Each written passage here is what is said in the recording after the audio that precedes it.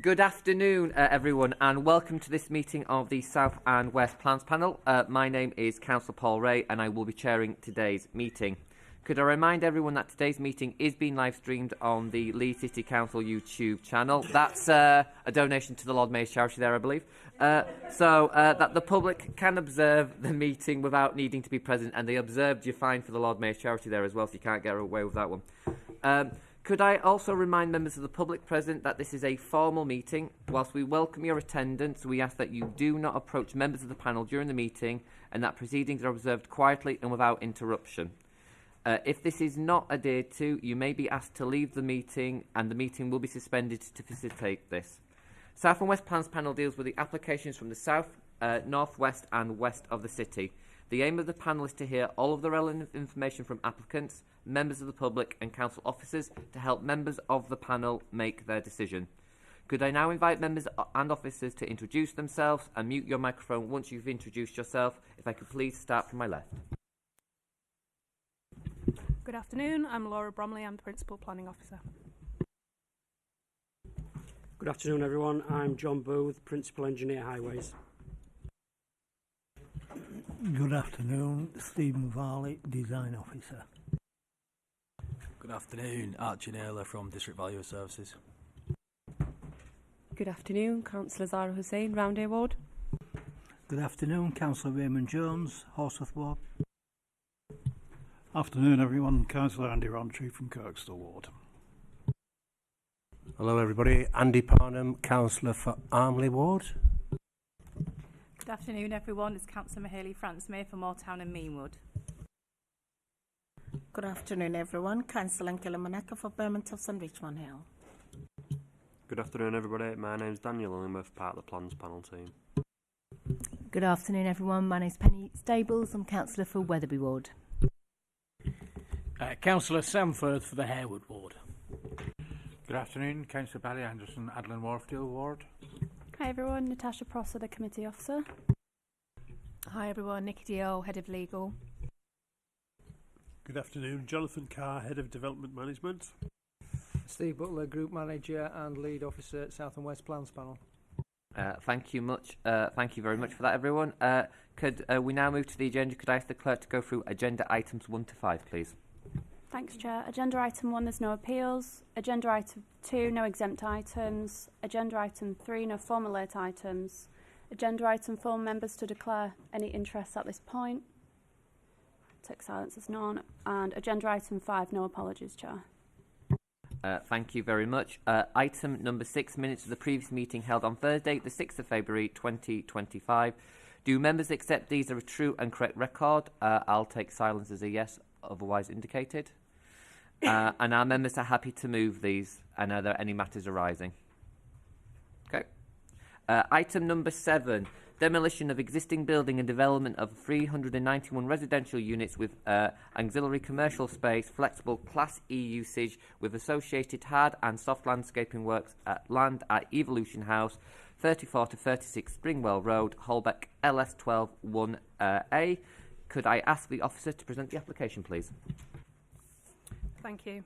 So this application before members seeks consent for the demolition of the existing office building and development of a residential build-to-rent flats with ancillary commercial space and associated public green space, landscaping and car parking. A pre-application presentation was brought to South and West Plans Panel on the 7th of March 2024. Can you not hear me? Oh, sorry. Hear me? Okay, sorry, I was just a bit far away.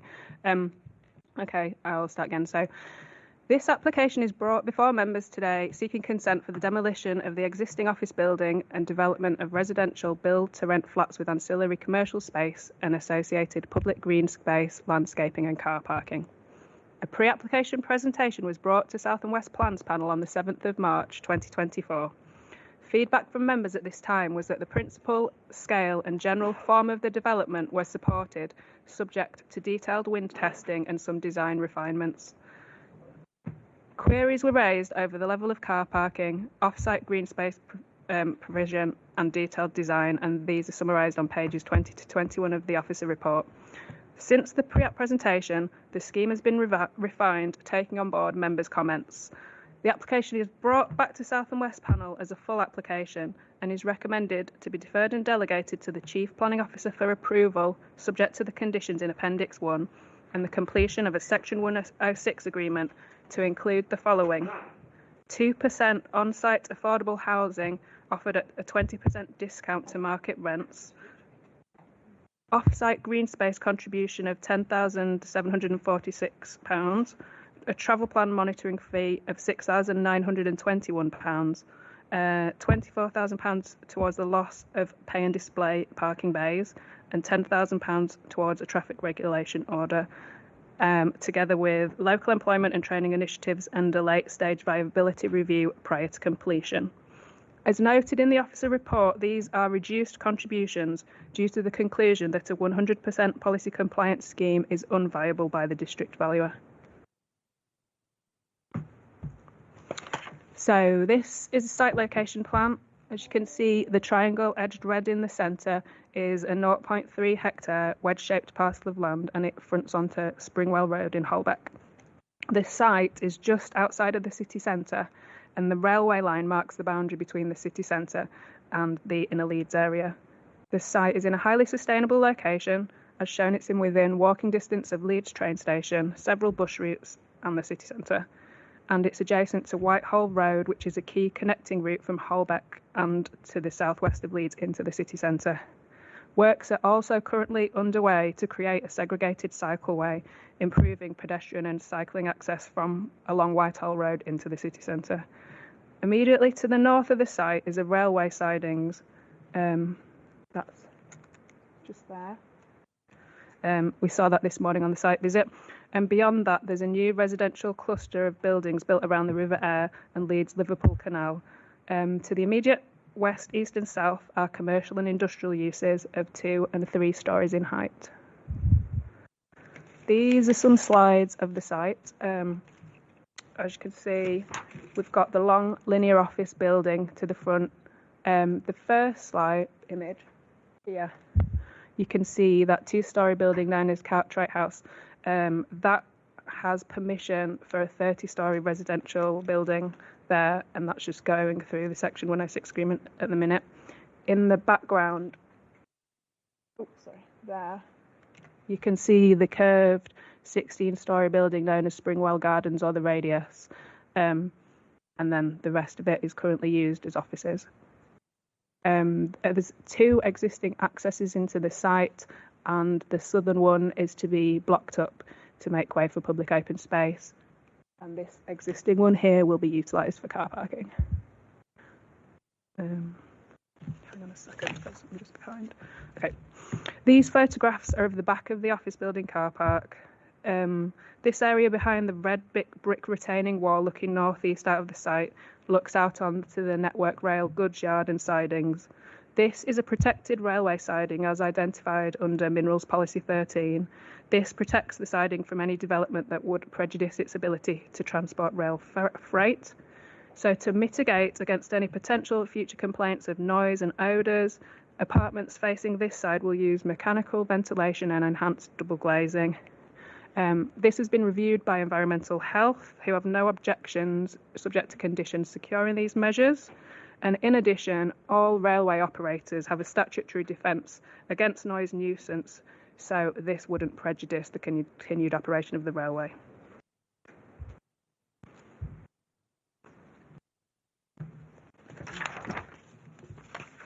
Okay.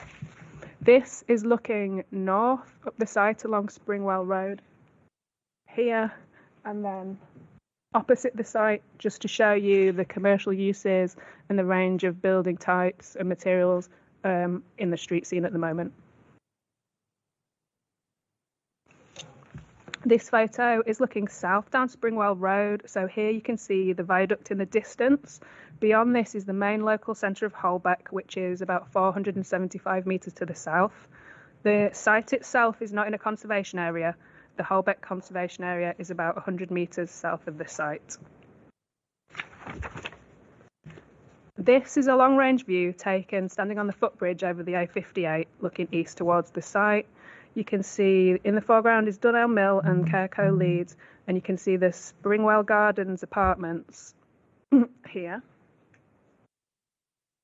And then in the background, you can just see the emerging context of the city centre. So you've got Candle House, Bridgewater Place, and this is a tall building under construction. You can see that's the stair car going in there.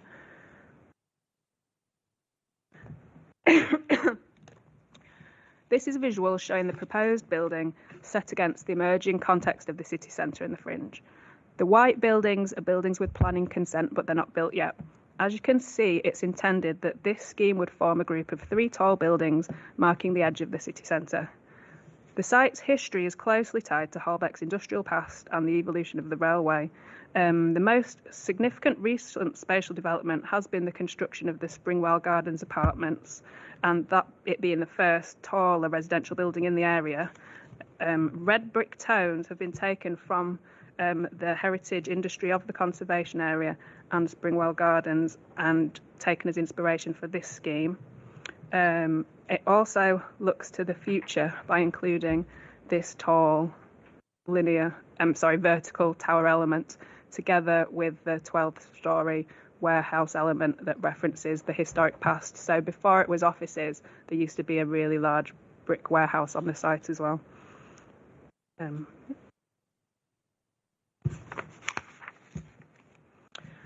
This shows the proposed site plan. Since the pre-app presentation, the general plan form has stayed the same, which was supported by members, but refinements have been made, such as improvements to the appearance of the wind mitigation structures.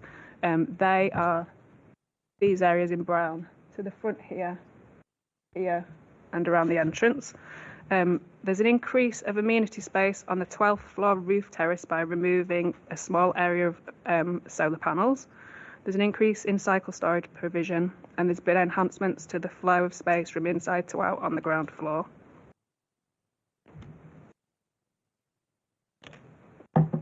There's also been improvements to the appearance of the facades and the upper crowning level of the warehouse element, which was discussed at the pre-app presentation, and the introduction of sustainable and urban drainage measures via the introduction of the rain gardens to the front. And in particular, the public open space and play areas have been refined and enhanced so that they're much better. The site provides 17 electric vehicle equipped car parking spaces. That's in the top left corner here, including 2 disabled spaces, and there will be 2 car club spaces situated along the front of Springwell Road. This is considered sufficient in this city centre fringe location as there is no minimum car parking requirement. The streets surrounding are already covered by traffic regulation orders or pay and display parking, so it's not considered that any additional parking will displace onto those streets because they are already controlled. To the centre of the site and in the front of the main entrance is an area of outdoor amenity space called Sidings Garden. This is an area of mixed soft and hard landscaping, intended as an area for meeting and informal socialising. It can also act as an outdoor breakout space from the commercial uses on the ground floor here. Excuse me. This is an indicative view of the main entrance. There's the rain gardens, and you can see the ground floor, internal amenity spaces and flexible workspace down there, and the shared areas to socialise and relax. This is the ground floor layout. The red area, well, it's hard to see actually on this slide, but this red pinky area to the front is the proposed retail Class E use. The pale pink lavender areas are for residents to use. So it includes a gym, a hobby, family amenity space, and then quiet rooms and flexible workspace. The gym and family room both have access directly out onto the garden to the eastern side of the building to provide a better connection between inside and out. And to the rear of the building, up here, secure bike storage is provided, and the total long stay bike storage provision is 240 cycles and 22 short stay spaces, which is 0.6 spaces per dwelling, which is accepted by highways as similar provision that's been accepted on other similar schemes in the area recently. This is a visual showing the main area of public open space to the east of the building. It's fully accessible to the public. It's focused around a central lawn with the ground level play equipment provided around the edge of the lawn. There's hard landscaping around it, which also provides potential for wheeled play, which was a request from members at the last presentation. The wind mitigation structures to the side of the lawn area, that's the ones with the black canopy there. They also include play equipment focused on climbing and swinging, which maximises their usability as well, which is encouraged. Although the outdoor space is high quality, it is below the quantum of space required by Policy G4. It's worth noting that because this site is outside of the city centre, the policy requirement is the same as any other area of the wider Leeds district, so it's based on the number of bedrooms proposed. For a high-density development like this, that creates challenges because it generates a total requirement of 11 in the region of 11,000 square metres, and the entire footprint of the site is only 4,300 square metres, so clearly that's unachievable. However, Policy G4 does recognise this and allows for high-density developments to also provide an off-site commuted sum where it's not feasible to provide all green space on site.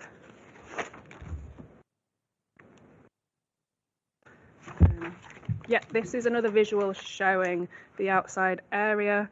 We think the amount of outdoor green space is good for this site considering the challenges of the relatively small footprint. There's a building to landscape ratio of 40% building, 60% landscaping. An off-site contribution of excuse me, of £420,922 would be required to mitigate against this. But due to viability challenges, a reduced contribution is offered, which I'll come on to later. A key piece of feedback from members during the pre-application presentation was that the development needed to consider providing internal play space for families in addition to the external space, given the number of 2- and 3-bedroom properties proposed. This has been considered, and the layout of the ground floor internal amenity space has been revised to include direct access onto this green space from both the family hobby room and also the gym to encourage movement between the two spaces. And then this is just another visual showing you what it could look like inside, so adults could sit inside and watch children whilst they're playing in all weathers outdoors. This is a typical floor plan from levels 1 to 11 up. The proposed housing mix is 195 one-bed apartments, that's 50%, 159 two-beds, 41%, and 37 three-beds, which is 9%. This is considered a broadly acceptable mix. Although the percentage of 3 beds is below the preferred minimum range in Table H4 of the core strategy, it does compare well with similar schemes of this density in the city centre. In addition, both Policy H2 of the Holbeck Neighbourhood Plan and the Housing Needs Assessment demonstrate there is a demand in this fringe area for primarily 1- and 2-bedroom properties. Policy H2 of the Holbeck Neighbourhood Plan also identifies a need for larger family homes, so 4+ bedrooms, but as this is a high-density flatted development, there is no provision for that. However, the scheme does make a significant contribution towards meeting Holbeck's single-bedroom property need, and so the mix overall is considered acceptable. As you move up through the building, the warehouse element terminates with the outdoor roof terrace at the 12th floor. There's some more shared amenity space and private dining, that's the pink area on the top, that also links out into the roof terrace. And then this is an indicative visual of the terrace. Again, following pre-app feedback, this area of amenity space has been increased with more planting and landscaping, and the PV panels have been taken off as they were described as a bit tokenistic. This is considered as an improvement as there's more usable space for residents. These are floor plans for floors 13 and upwards. Turning to the space standards, all apartments meet minimum space standards in Policy H9. Looking at accessible housing, 31% of flats meet the building regulations M42 requirements to be adaptable and accessible, and 2% meet the M43 requirement to be suitable for wheelchair users. This complies with policies P10 and H10 of the core strategy in relation to accessibility. This is an indicative view of the upper level residence lounge amenity space. so this could be used for a range of leisure and social purposes for all ages. And then now coming to the elevations, these show this tall tower and then warehouse concept. The verticality of the tower is to be constructed of brick with contrasting metal feature panels. The metal feature panels include articulated forms similar to that of railway junction points, which references the adjacent railway history of the site. And this is also carried over into the design of the wind mitigation panels as well at ground floor level. The warehouse elevations focus on a kind of squarer format of window bays, similar to how heritage industrial openings would be seen around Holbeck. I'm just flipping on. The proposed colour palette is to use two types of textured brick in red and buff tones. The applicant has brought along a sample board if members just want to pass it around whilst I'm speaking to have a look at it. There will also be red metalwork and cladding, glazing, and brown and grey solid panels of colour too. This is considered appropriate in the local context. Looking at sustainability, each apartment will have an indoor heat pump system to provide hot water. This is low carbon technology that uses heat in the air to generate the hot water. And then the energy statement and SAP reports. Does someone want to pass the sample over? Can anyone just... Thank you.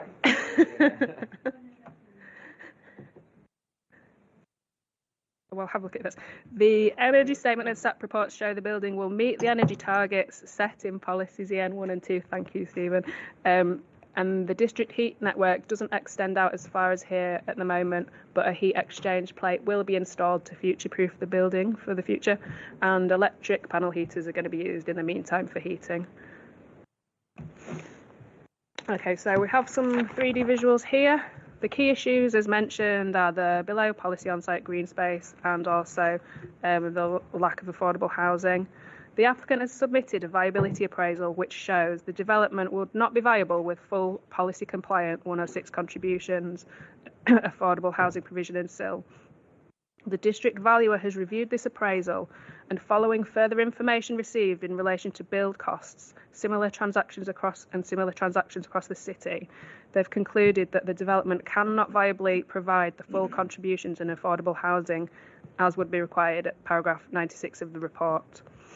Via a gradual reduction in policy requirements, the district valuer has concluded that a scheme offering nil affordable housing, Section 106 contributions of 473,000 and a full SIL contribution of 199,000 could be viable.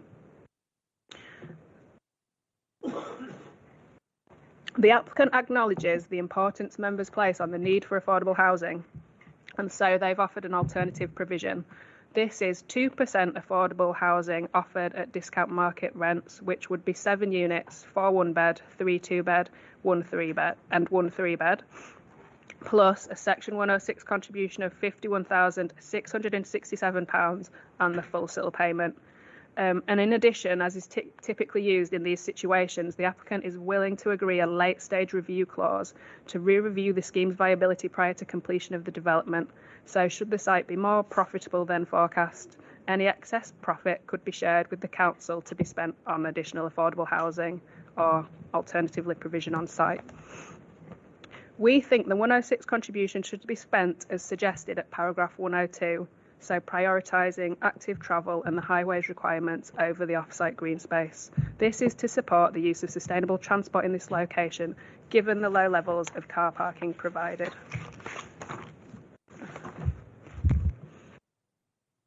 This is just a view of the entrance, so you get a feel for how it would look, and you can see some of the detailing on the wind mitigation structures. In terms of separation distances, the building at its closest would be 22 metres away from the proposed Springwell Gardens 2 here, the white building, which increases up to 29 metres. This is considered acceptable and consistent with similar separation distances for other tall buildings in the city centre. All other separation distances around the site are considered sufficient and policy compliant. So to summarise, the scheme is considered acceptable in principle. It'll provide 391 dwellings on a brownfield site in a highly sustainable location. The design is visually appropriate and the landscaping will enhance the immediate vicinity and introduce landscaping to a relatively grey area at the moment. The building meets climate and sustainability policies and will make some contribution to biodiversity of what is essentially an area of hard standing.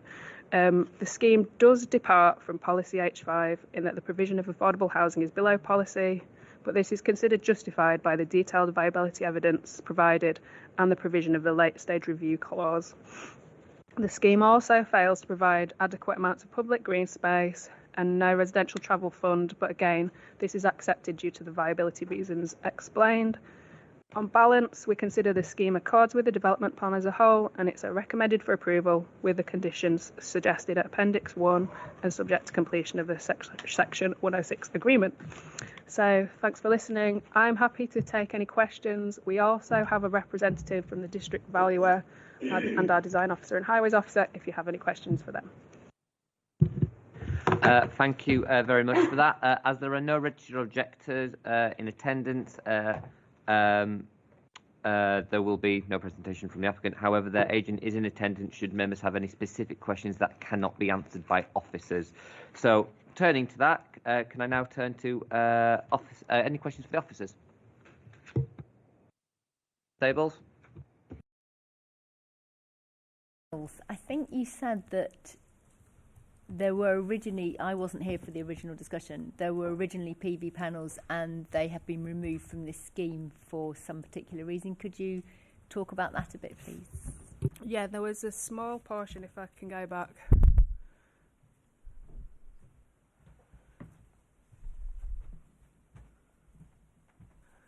So essentially, where this square is of the landscaping, there was like a raised portion of PV panels there, but it was suggested that it wasn't offering much contribution to sustainable energy and it'd be better offered as amenity space for residents. So is there no, my question is really, is there no other opportunity to have PV panels? Because I accept that actually that would be a complete token gesture on the rooftop there, but my understanding is that there is the technology now to put them on the sides of buildings. Why isn't that considered? That was also asked of the applicant, but they've chosen not to progress that. And overall, with this, the sustainability strategy they've gone with, that still meets policies EN1 and EN2, so we considered it acceptable. This is a comment rather than a question. Thank you, Chair. Two things, if you'll permit me. First, could I please ask the Highways Officer, when this was before us 13 months ago at an earlier stage, there was, as has been acknowledged, some debate about car parking provision and whether it was adequate. Now, I know that the plans have increased from 14 to 17, which obviously is an increase, and as a percentage increase is quite big, but it is from a very low base. I understand where the site is, and location, proximity to the train station, bus routes, that there are Sorry, sort of this good. is sounding much more like a comment at the moment. No, it's not it's not a comment. I'm sorry. What I'd like to know is, last time I think we did ask if there was any evidence that this level of provision is that can be looked at sort of either in Leeds or elsewhere in the country, that this level of provision is viable and that it will work. There wasn't much forthcoming at that stage. I mean, now that we're 12 months on, is there more evidence available for to be, sort of substantiate that substantiate these calculations, basically? Thank you.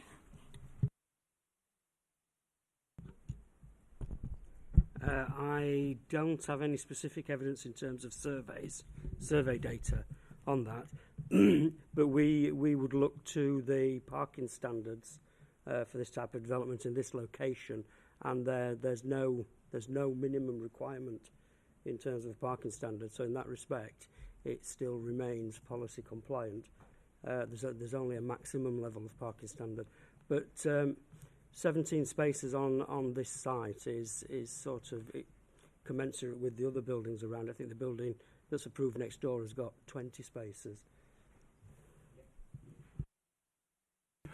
Okay, so it is policy compliant, but there is a sort of an act of faith in there as well that it will work.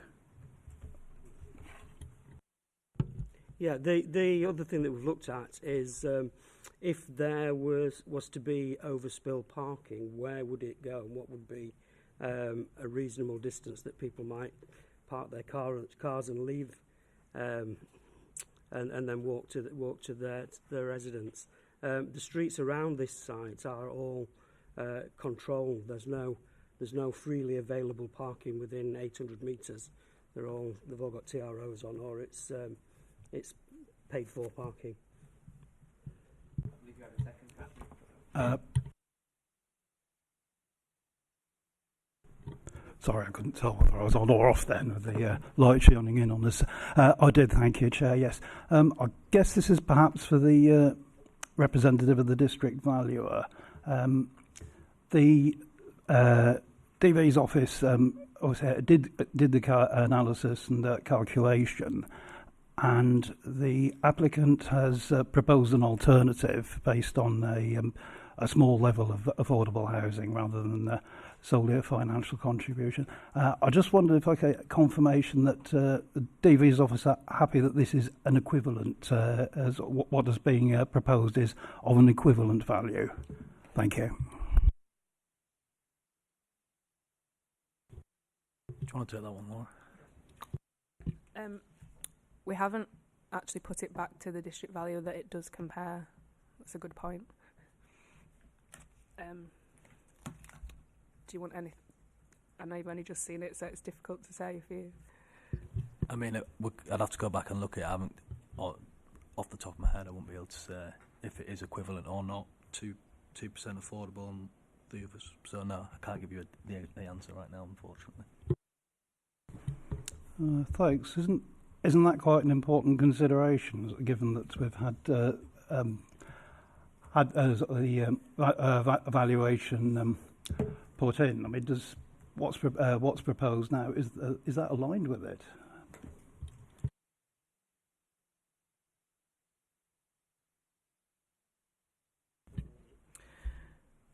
I've taken the amount in lieu in good faith that it's equivalent to the 400,000, but there is still the overage clause. So if that underprovides and they do make more profit, we would be able to still claim it back that way as well. But I do take your point, and we can double check that. Okay, thank you. Thank you, Chair. Thank you, Chair. Given the concerns about the parking, can I ask given that Springwell Gardens 1 is 223 units, here is 391, how many units are proposed for Springwell Gardens 2 next door?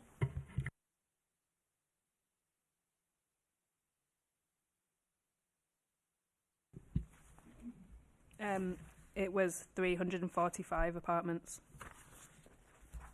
Thank you very much. The reason I asked that question is I just wanted to ask, obviously there isn't a policy on a minimum for parking, and also with the control on private providers providing the parking services on particularly Springwell Road and its proximity to Whitehall Road itself, having recently lost its biggest car park, having it been built on, I just wondered if officers could, in this public arena, explain a little bit more about the assessment around parking needs for this particular property if we don't have a policy, and how that can apply here, given that I suspect, given the amount of families that are mentioned that are going to be in this property, there'll be more than 20 cars. Sorry, just about the policy on car parking. It's not that there isn't a policy, there is a policy on car parking. It's just that it doesn't expect a minimum number of spaces in this location. It only expresses a maximum number. Could I cheekily ask what that maximum number is?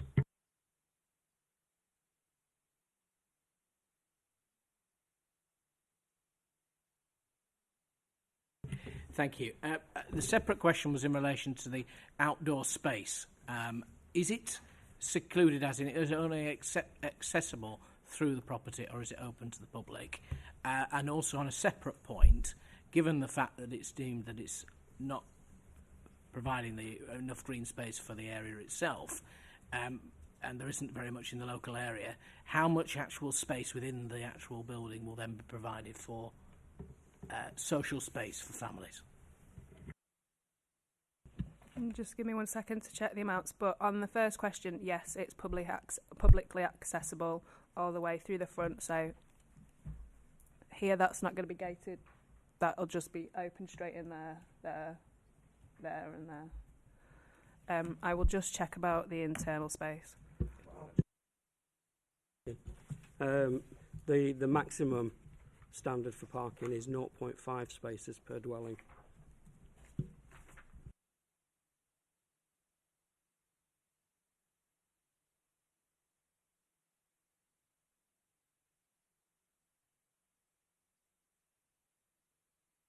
Shall we take another question on a different topic while we're just waiting for it to get that information? Councillor Panham, we'll move the next one. Back to you, Councillor Staples. Okay. I'll ask two questions. One is, I might have missed it in the report, what's the height of the railings on the roof garden? And secondly, just very quickly, back to the parking. How, it's probably a general question because these buildings are going to be built more and more with restricted parking. How are they allocated? Is it per month, or is it, you know, because obviously I've got the same concerns about people visiting as well, so...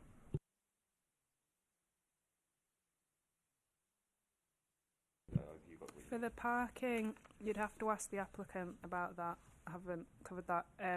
The railings meet building regulations standards in terms of safety, and we've checked that with the applicant. Sorry, I can't find this at the minute about the amount of space. Just because that's a very hyper-specific question, could I just ask the applicant to come up and clarify how you'll be allocating those parking spaces, please, if you don't mind? And also then give the officers time to find the information they need as well, so it works for everyone's benefit.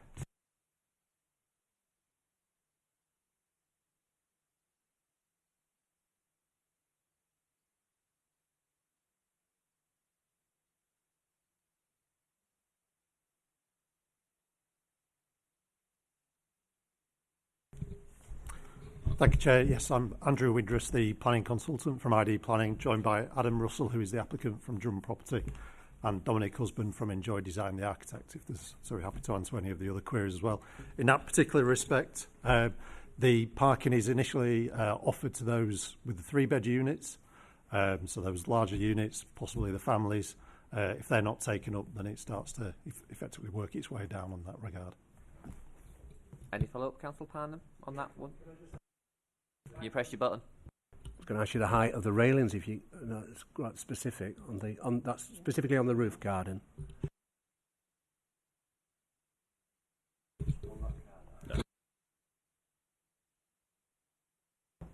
Afternoon, Chair, members. With regards, so as Laura mentioned, it's designed around the building regulations as a minimum standard, which would be 1100, but on this scheme we're actually looking to increase that to more like 1350. But there's a build-up of a standard kind of parapet of 150 in terms of millimetres, 150, and then we'll be taking the rail up an additional 1200 above that.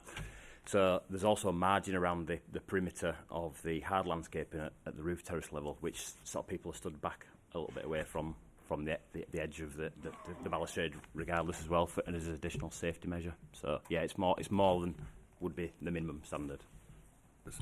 Did you say about 1.5 metres? Sorry, Councillor Parnham. No, they've answered that specific. I just didn't hear what you said. Okay. Sorry. Right, okay, no, that's fine. If you sorry, clarify. Can you just repeat the height? Sorry, of the railings. Yeah, it's effectively 1350 in total, so it's 150 plus 1200.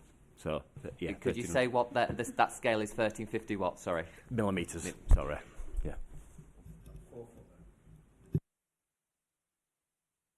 Bit more. Yeah, a bit more than that. Thank you for that. Have you got you? Okay, yeah, I've got the figures. So it's 655 square metres of indoor residence amenity space, and then externally it's 1,200 square metres of public outdoor amenity, and then also 600 square metres on the outdoor roof terrace.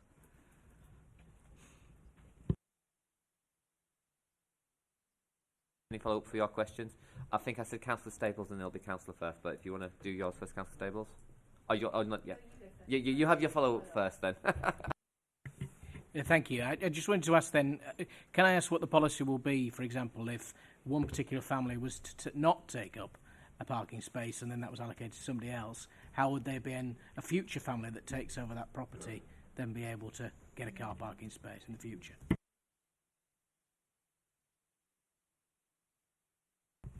Yeah, I mean, ultimately they would have to wait for one to become available. It will be at the operator's discretion.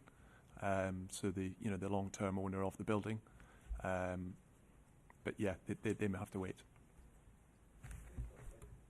Could I just ask, will the operator, for example, have any properties nearby? Do you have any involvement, for example, in Springwell Gardens?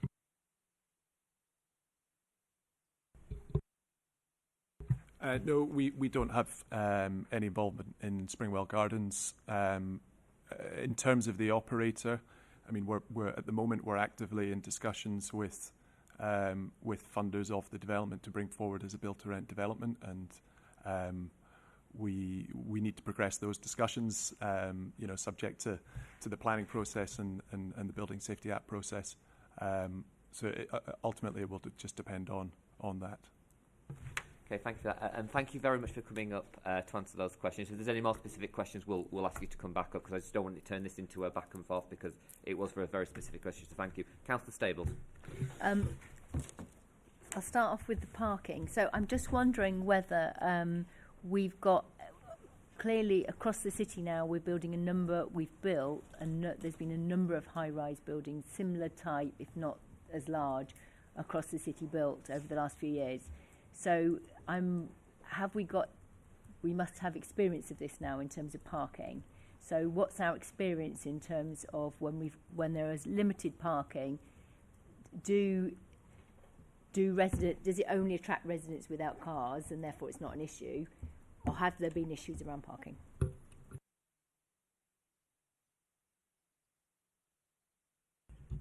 can try and answer that. When I say try, I don't deal with parking in the city centre or around, but I'm not aware of any issues that have arisen, because what we tend to do with this is we will take a contribution for implementing TROs where problems might occur, and this site's one of those sites as well. But as I said before, we've looked in at a circle around the site of about 800 metres, which is what it's considered at the distance people might leave their cars away, and it's very constrained anyway. So, it's not reasonably somewhere where people will be able to park their cars outside of this development. And we haven't had any, I guess we wouldn't know, would we, if there's any follow-up in terms of residents and complaints from residents, the lack of parking, or would we? Maybe I'll take this one up as actually a city centre councillor who deals with city centre enforcement. People understand that there's not parking, and they're moving into a site where there's limited parking, and I think probably the tension point comes is when people have a change in life situation. So maybe they meet a partner, they have a young family, and then they maybe have to choose to move outside of the city centre because they don't have the transportability. People are very consciously aware. There are sometimes issues, but actually it's not as much as people would think. That's not been my experience in the 7 years I've been a council covering the majority half of the city centre. So I think it's there are always going to be issues here and there, but it's not as bad as people think. So just my second question was around,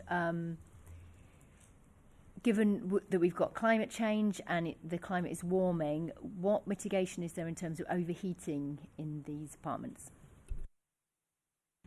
So there has been a ventilation and overheating study, and it meets the BRE requirements, so that there wouldn't be unacceptable overheating, and that's been checked by our environmental health colleagues.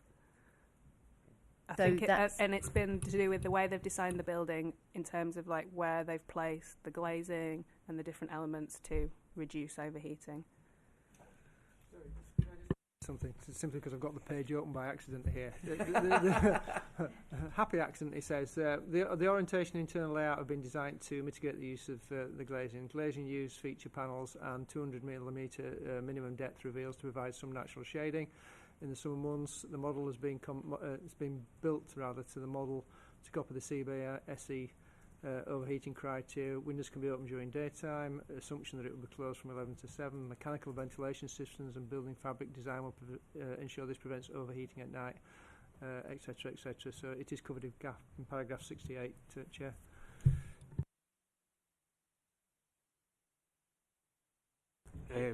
My question was asked about land ownership.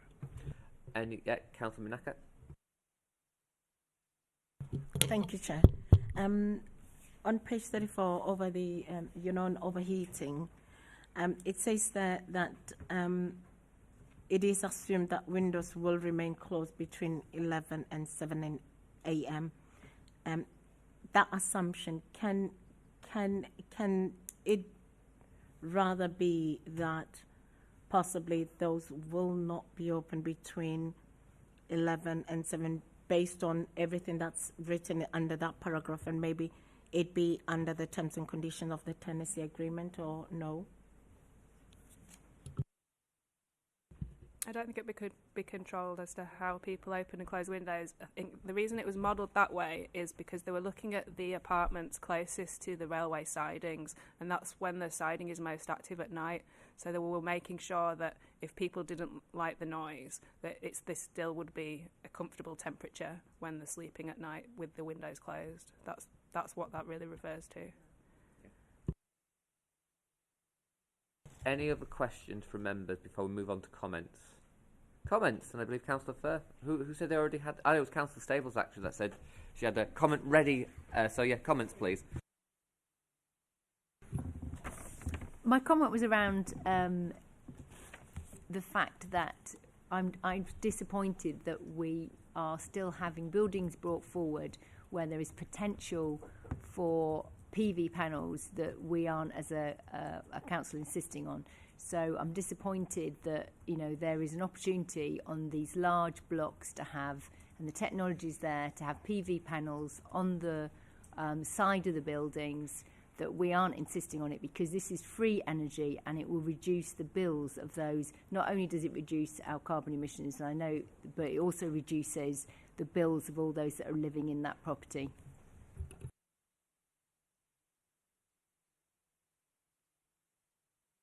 I think we're fine. Any other comments?